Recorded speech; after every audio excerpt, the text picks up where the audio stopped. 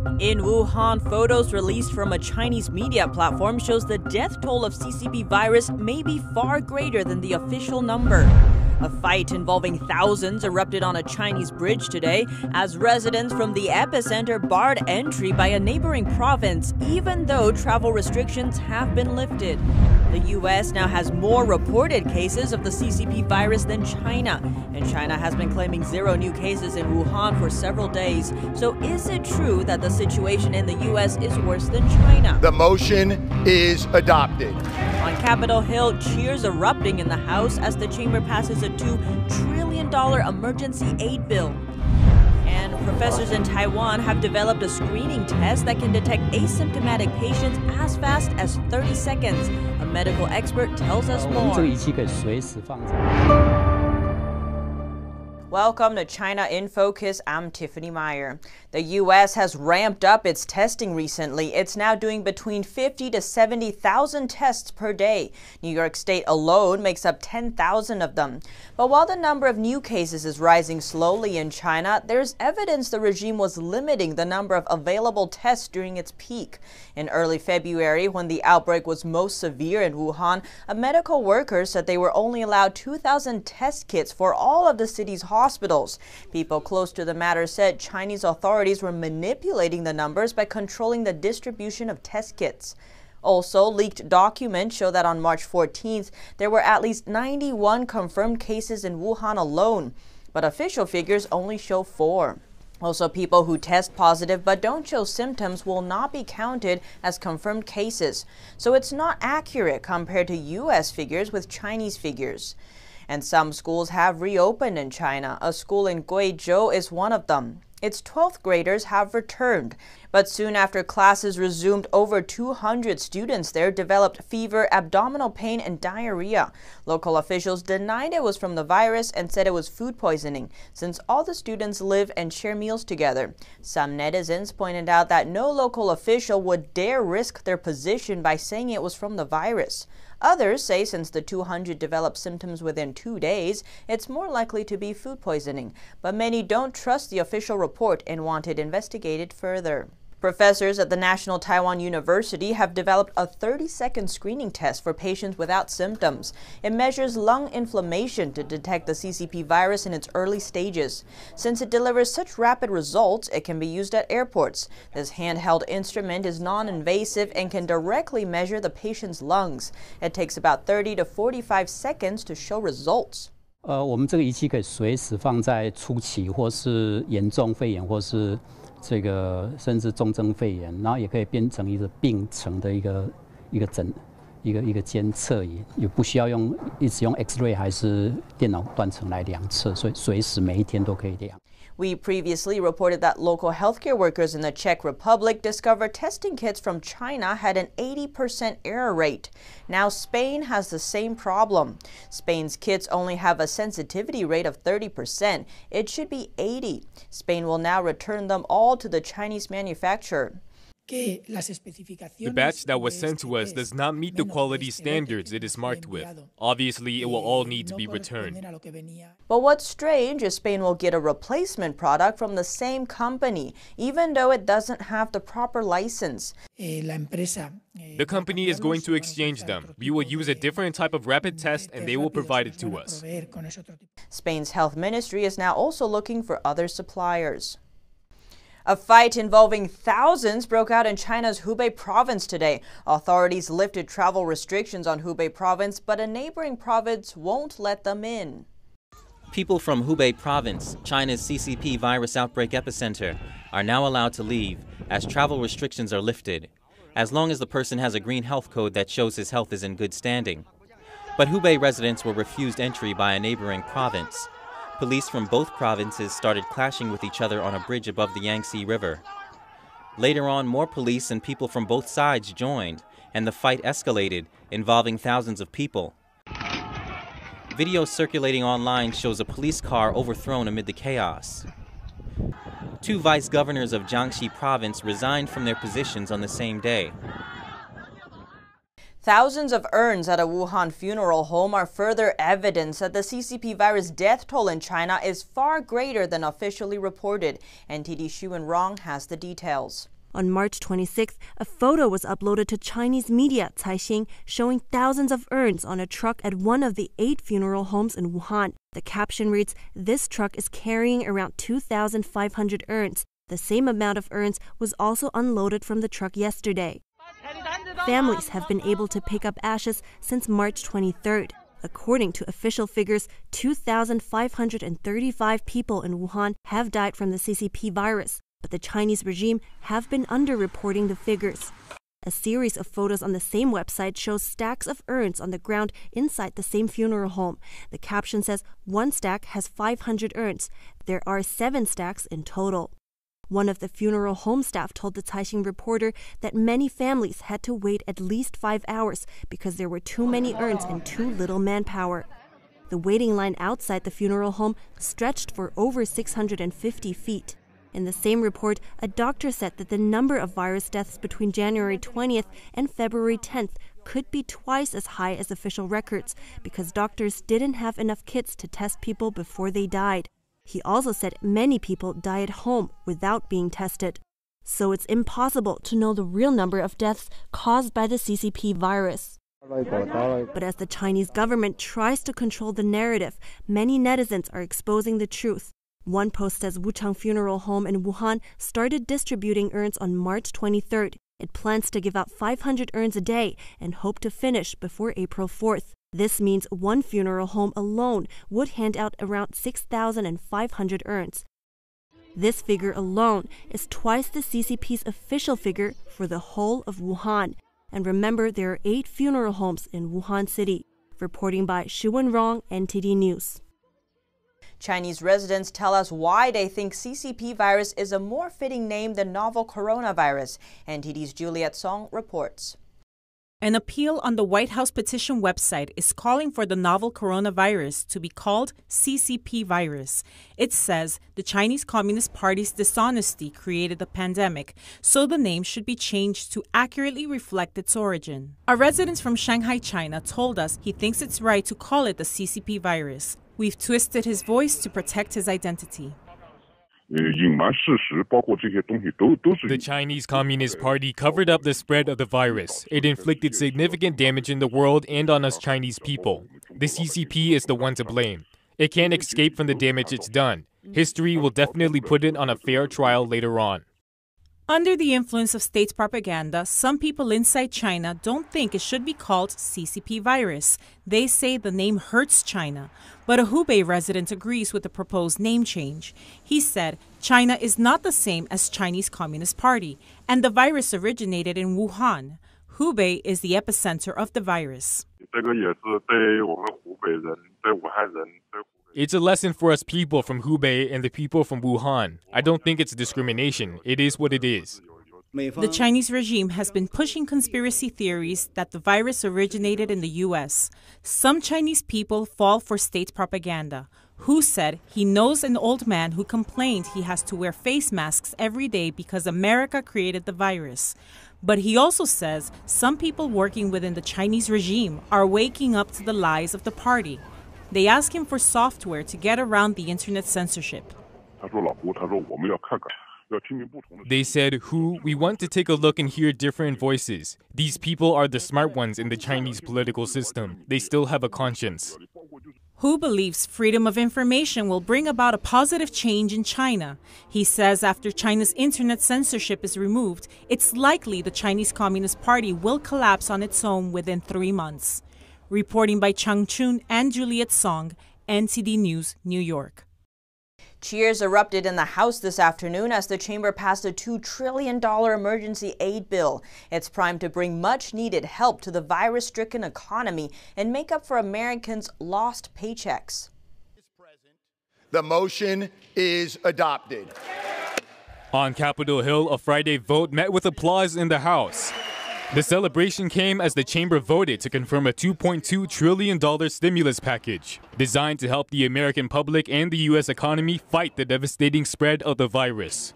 The far-reaching bill was approved via long-distance voice vote. This as many lawmakers remain scattered around the country and were reluctant to fly back to Washington. It stands as the largest emergency aid package in U.S. history. The money will go toward loans, grants, and tax breaks for small and large businesses, as well as to unemployment benefits and direct cash payments of up to $1,200 to American families. Billions will also be sent to the nation's overwhelmed healthcare system. The decision comes after an unusual tactic by Kentucky Representative Thomas Massie, who tried to force a roll call vote and voiced his disapproval of the bill. I came here to make sure our republic doesn't die by unanimous consent in an empty chamber, and I request a recorded vote. With many congressmen absent, it could have delayed approval. But the presiding officer, Representative Anthony Brown, ruled that there was no need for one. An insufficient number having risen, a recorded vote is refused. President Trump later tweeting that Massie just wants the publicity. He called the vote a great win for the House, but suggested lawmakers throw Massie out of the Republican Party. Well, thank you all very much. It's a very important day. I'll sign the single biggest economic relief package in American history, and I must say, or any other package. The president explained the bill is twice as large as any relief ever signed. He said it stands at $2.2 trillion and may go higher. It's set to deliver urgently needed relief to the nation's families, workers, and businesses. Trump says the funds will keep small and large businesses strong, which keeps America strong. New York officials say nearly 150 people died overnight from the CCP virus infection. Among them is the first reported death from the New York Police Department. NTD's Melina Weisskopf has more on the situation in New York. As New York continues to see the number of CCP virus infections grow and more deaths from it, more states are requiring anyone coming from New York to self-isolate for 14 days. States like Florida, Texas, Rhode Island, and Arkansas are threatening to fine anyone who doesn't isolate themselves after arriving from New York. New York's death toll now reaches over 500. The length of time people are on the ventilator is increasing. And the more it increases, the higher the level of deaths will increase. And again, we expect that to continue to increase. Right now, the state has a stockpile of ventilators that are to be used in the future as needed. The president is urging the state to distribute those ventilators to the hospitals. Posting in a tweet Friday, thousands of federal government ventilators found in New York storage. NY must distribute now. Also from the federal government is the U.S. Comfort medical ship, set to arrive in New York City on Monday, which will provide 1,000 more beds. In addition, New York just opened 4 makeshift hospitals with 1,000 beds each. Cuomo is asking the president's permission to open 4 more makeshift sites. I want to have one in every borough. I want to have one for the Bronx, Queens, Manhattan, Staten Island, Brooklyn. And medical staff are needed to work at the makeshift hospitals. The state continues asking for more volunteers. Cuomo said there are now over 60,000 healthcare volunteers. More staff could be coming soon, as New York University is offering medical students the opportunity to start working as paid interns, starting 3 months earlier than usual. Melina Weisskopf, NTD News, New York. And New York City Mayor Bill de Blasio said on Friday morning the city could stay in lockdown mode until May. And in Brooklyn, a shipyard has been converted into a face shield factory. Several companies are looking to make over 100,000 face shields for healthcare workers. NTD's Miguel Moreno has more on the shipyard. Several businesses in Brooklyn have made a face shield factory out of a shipyard. These workers are producing tens of thousands of them for healthcare workers. Mayor Bill de Blasio toured the factory on Thursday. They saw there was a crisis. They saw our healthcare workers were in danger. They said, what can we do about it?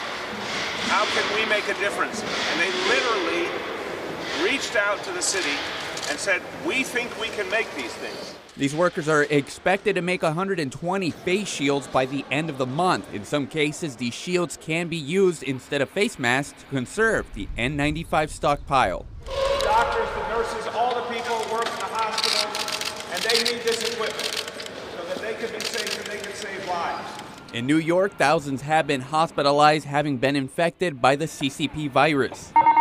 Other companies at the shipyard have transformed their businesses to conform to the pandemic, like Kings County Distillery, originally made bourbon, now making hand sanitizer.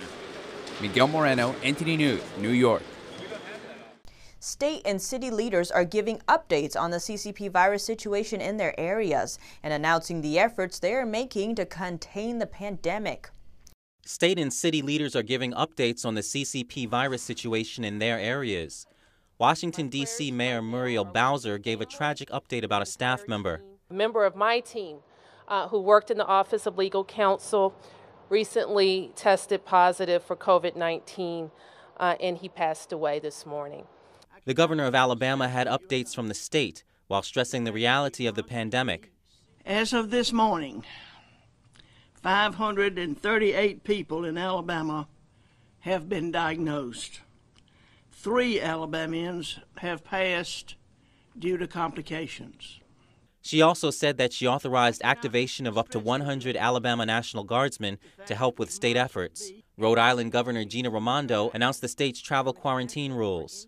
Anyone returning to Rhode Island after traveling from New York to Rhode Island by any mode of transportation, so that includes plane, train, automobile, bus, however you get here, must be in quarantine for 14 days. She announced a special rule for travelers coming from New York that includes self-quarantine for all modes of transportation, not just air travel.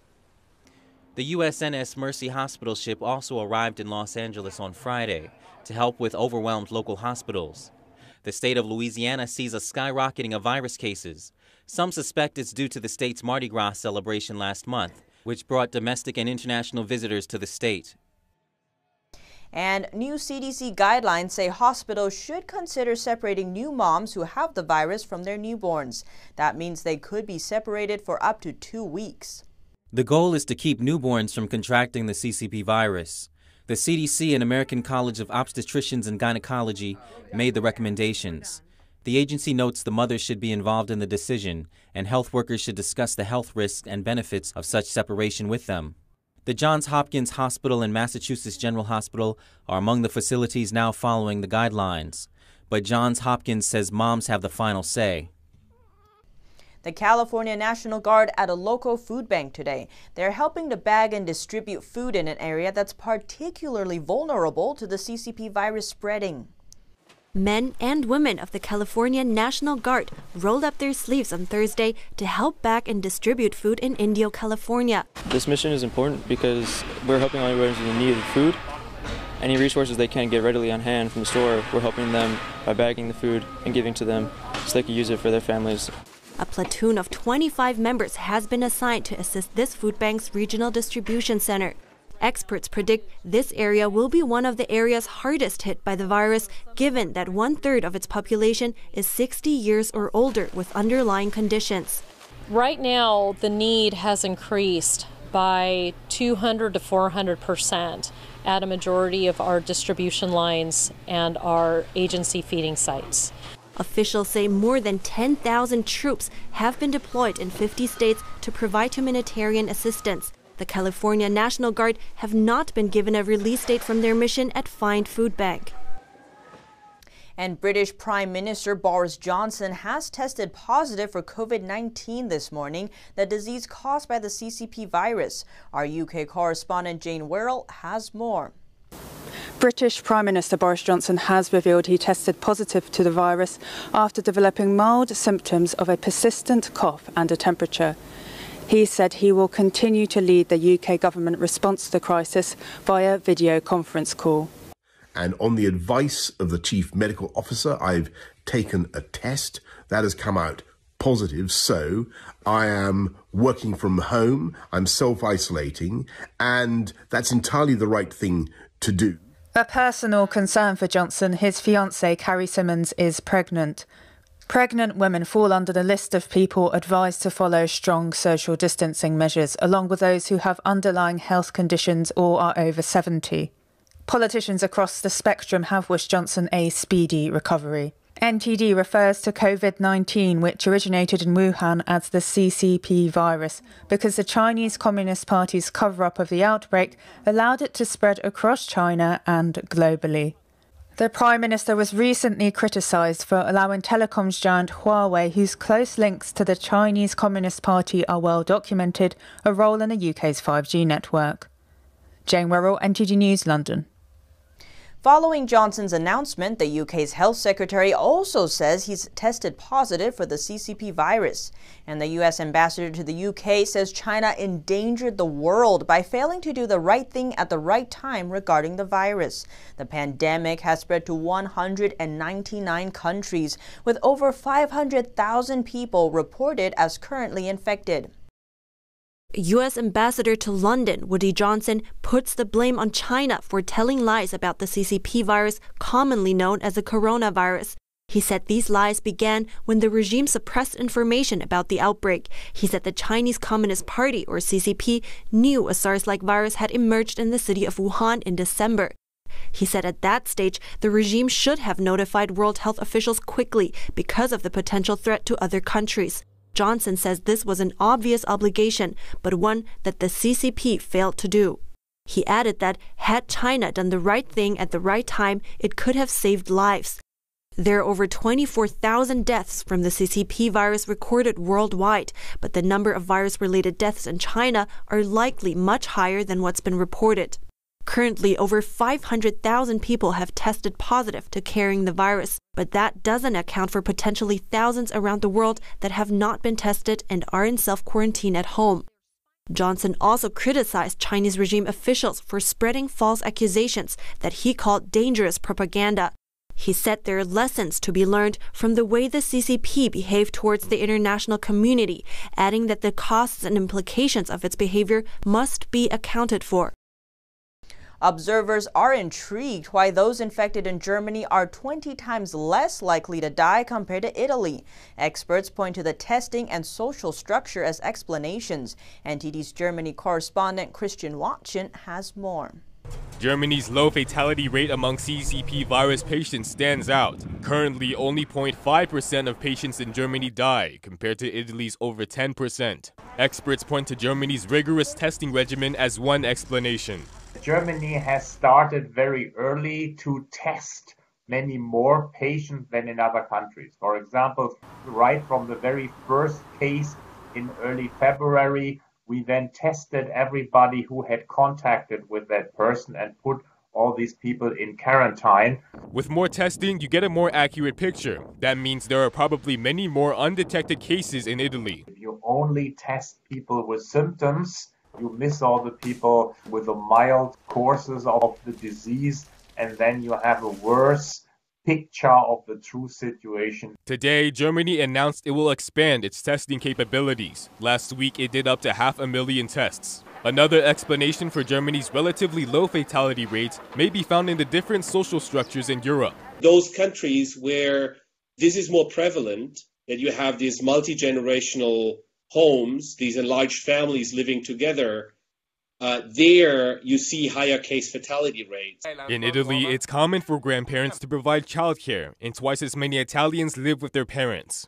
Bayer warns countries with similar social structures like Poland to be prepared. Reporting by Christian Watson, NTD News, Berlin.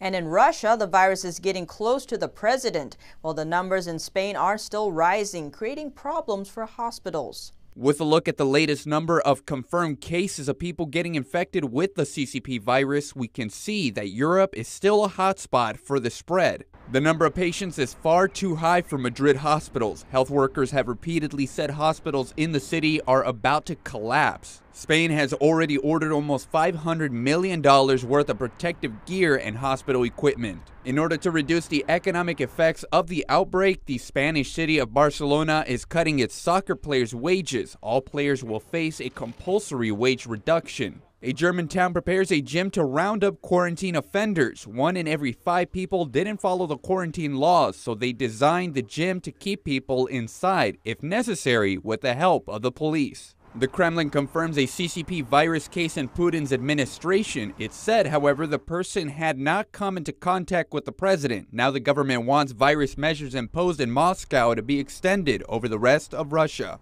A 95-year-old Swiss woman who got infected with the virus is now back home after recovering. She said she didn't think she was going to die at all and that she was not afraid at any point. The travel sector has ground to a virtual standstill because of the coronavirus. According to the World Travel and Tourism Council, 50 million jobs could be lost. The sector accounts for 10% of global GDP, and the council says it could take 10 months for the industry to recover after the pandemic is over. Following the outbreak of the CCP virus, many are staying home to protect themselves and others.